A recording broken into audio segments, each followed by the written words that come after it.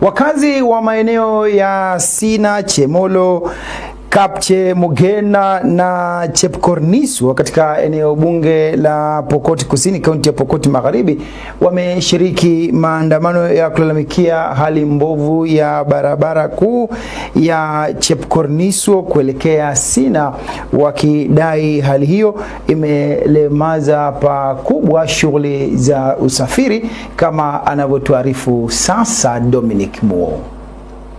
Hao wakiongozwa na Isaac Chemolok wamelalamikia kusitishwa kwa ujenzi wa barabara hiyo kwa muda mrefu, wakitaka mwanakandarasi aliyepewa jukumu la kuikarabati kuchunguzwa, wakidai ufisadi umeingizwa kwenye suala la ukarabati wa barabara hiyo. Hii hata tukiangalia signboard ambayo iko hapa inaonekana hata inasema imekamilika, kwa sababu imechakaa, imeisha, imechukua mwaka 6 kwa sababu ilianza vile tulifambaswa 2020. Baadhi ya kina mama maeneo hayo, hasa wafanyabiashara, wamesema wanapitia wakati mgumu kusafirisha bidhaa zao hadi sokoni, wakiwataka viongozi kuweka mikakati ya kuhakikisha ujenzi wa barabara hiyo unakamilika kikamilifu. Kama Chemolo, mtu akiteremka kama mimi mwanabiashara, nikienda soko Alhamisi, nitalala chini siku 3 kupoteza time kwa sababu ya barabara.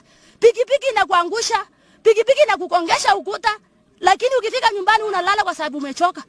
Kwa upande wake, Limangura Nyangasia ameeleza machungu alionayo baada ya mmoja wa makazi eneo hilo kupoteza maisha yake alipokuwa akikimbizwa hospitalini baada ya kukosa huduma ya haraka kutokana na hali mbovu ya barabara hii. Hata juzi sisi ilipoteza mtu na saa hii bado iko mochari, bado kutoa na sababu ya barabara mbaya. Alikuwa hiyo mtu napiga huko na hiyo kura imeenda, si hiyo kura imeenda saa hii. Sasa napata nini na imepoteza kura? Nikiripotia West TV nikiwa eneo la Sina, eneo bunge la Pokot Kusini katika kaunti ya Pokot Magharibi. Jina langu ni Dominic Muo.